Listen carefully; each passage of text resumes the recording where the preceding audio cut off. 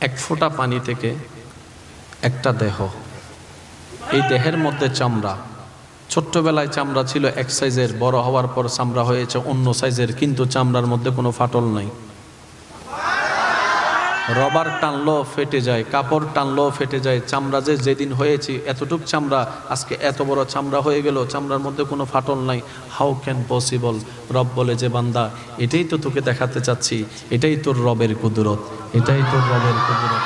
এক ফোঁটা পানি থেকে একটা দেহ, দেহের ভিতরে দেখার জন্য দুইটা চোখ, চোখের ভিতরে মণি, উপরে আছে পাপড়ি, এর উপরে আছে ভ্রু, এর উপরে আছে কপাল, এর উপরে আছে মাথা, এর উপর আছে চুল, এর মধ্যে আছে দুইটা হাত, হাতের মধ্যে আছে কবজি, কবজির মধ্যে আছে আপনার হাতের আঙ্গুল, আঙ্গুলের মধ্যে আবার এক এক স্ট্রাকচার, পাঁচটা আঙ্গুল, পাঁচ রকম।